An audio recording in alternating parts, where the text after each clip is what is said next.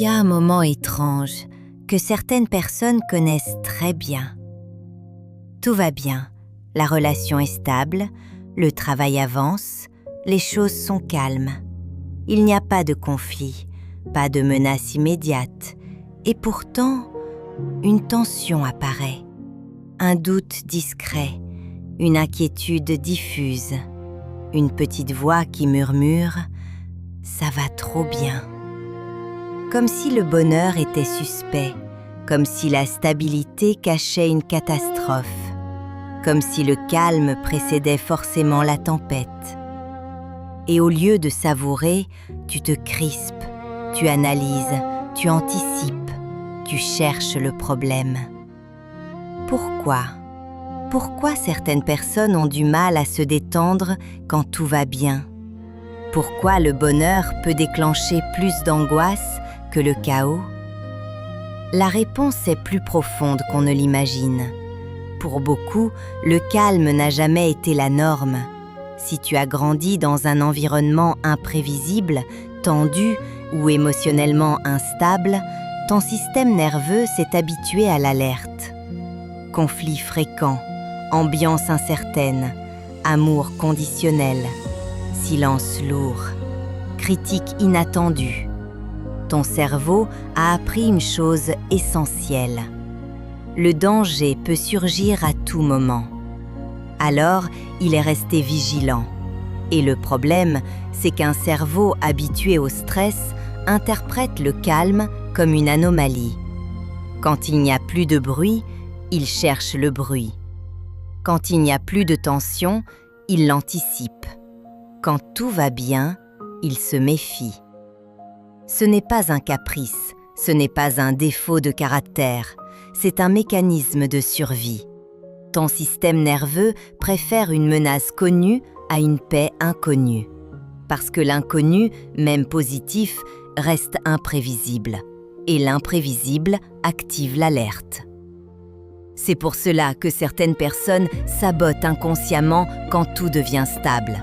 Elles créent un conflit, elles suranalysent un détail, elles doutent de l'amour reçu. Elles cherchent une faille.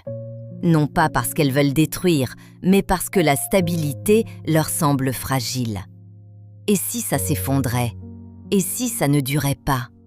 Et si j'étais en train de me faire illusion ? Le cerveau anticipe la douleur pour éviter d'être surpris. Il préfère souffrir un peu maintenant que souffrir violemment plus tard. Mais cette stratégie a un coût immense. Elle empêche de vivre pleinement. Elle empêche de savourer. Elle empêche de faire confiance. Si tu te reconnais dans ces mécanismes, abonne-toi maintenant. Parce qu'ici, on met des mots sur des réactions invisibles. On comprend ce que ton cerveau fait sans que tu t'en rendes compte. Et surtout, on apprend à ne plus se saboter quand la vie commence enfin à devenir stable. Revenons à cette peur du bonheur. Il existe une autre couche plus subtile, la culpabilité. Certaines personnes ont appris très tôt que se sentir bien était dangereux. Peut-être parce que on les a critiquées quand elles étaient joyeuses. On les a ramenées à la réalité brutalement. On leur a répété qu'il ne fallait pas trop s'emballer. On leur a montré que les bonnes choses ne duraient jamais. Alors inconsciemment, elles se retiennent. Elles ne s'autorisent pas à être pleinement heureuses. Parce que le bonheur expose, il rend vulnérable. Quand tu es heureux, tu ouvres ton cœur, tu baisses la garde, tu t'attaches. Et s'attacher, c'est risquer de perdre. Pour quelqu'un qui a déjà vécu des pertes douloureuses, la joie peut devenir une menace. Plus je suis heureux, plus j'ai à perdre. Alors, le cerveau adopte une stratégie étrange. Il diminue l'intensité, il garde une distance émotionnelle, il installe un doute préventif. Ça va trop bien. Comme si se préparer au pire permettait d'éviter la chute. Mais en réalité, cela empêche de monter pleinement. Il y a aussi un phénomène neurologique dont on parle peu. Quand tu as vécu longtemps dans le stress, ton système nerveux devient calibré sur l'adrénaline. Le chaos devient familier. L'intensité devient normale. Les montagnes russes émotionnelles deviennent excitantes. La stabilité, elle, paraît plate, presque ennuyeuse. Et ton cerveau peut confondre paix et absence d'amour. Parce que dans ton histoire, l'amour était peut-être intense, conflictuel, passionnel, imprévisible. Alors quand une relation est douce, constante, sécurisante, ton système interne cherche l'intensité perdue. Et parfois, il la crée. Un reproche inutile, un doute exagéré, une interprétation négative, juste pour retrouver la tension connue. Ce n'est pas conscient, c'est automatique, mais cela peut détruire quelque chose de sain. Il faut comprendre une chose essentielle. La paix peut sembler étrange quand on n'y est pas habitué. Mais étrange ne veut pas dire dangereux. Le calme n'est pas le vide. La stabilité n'est pas l'ennui. La sécurité n'est pas la perte de passion. C'est un autre type d'amour, un amour mature, un amour régulé, un amour qui ne te maintient pas en état d'alerte. Et pour certaines personnes, cela demande un apprentissage.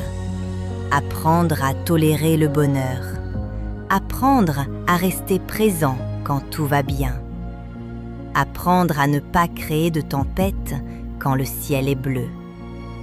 Cela commence par l'observation. La prochaine fois que tu penses « ça va trop bien », arrête-toi, demande-toi « qu'est-ce que je crains exactement ? Une trahison ? Un abandon ? Un échec ? Une chute brutale ? Souvent, la peur n'est pas liée au présent, elle est liée au passé. Tu ne réagis pas à la situation actuelle, tu réagis à une ancienne blessure. Et cette distinction change tout. Parce que si la peur vient du passé, elle ne nécessite pas une action extérieure. Elle nécessite une régulation intérieure. Respirer, ralentir, rester dans le moment. Le bonheur n'est pas une menace, il est une expérience. Et comme toute expérience, il peut disparaître un jour. Mais se priver maintenant pour éviter une douleur future ne protège pas vraiment.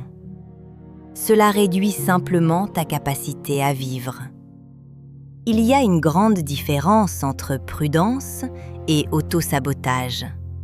La prudence observe, l'autosabotage crée. La prudence analyse les faits. L'autosabotage imagine des catastrophes. Si tu te surprends à anticiper le pire quand tout va bien, essaie une chose simple. Remplace la phrase « ça va trop bien » par « je ne suis pas encore habitué à ce que ça aille bien ». C'est plus honnête, plus doux, plus réel. Tu n'as pas peur du bonheur. Tu n'es simplement pas encore habitué à la sécurité. Et s'habituer à la sécurité demande du temps. Cela demande de rester présent sans fuir, de laisser le calme exister, de ne pas chercher la fissure. Le vrai courage n'est pas de survivre au chaos. Le vrai courage est parfois d'accepter la paix. Et si aujourd'hui tout va bien dans ta vie, ne cherche pas immédiatement la faille. Reste, respire, observe. Le bonheur n'est pas un piège. Il est peut-être simplement nouveau. Et apprendre à rester quand tout va bien est parfois l'acte de maturité le plus puissant. Reste lucide, reste conscient. Mais surtout, autorise-toi à vivre quand ça va bien.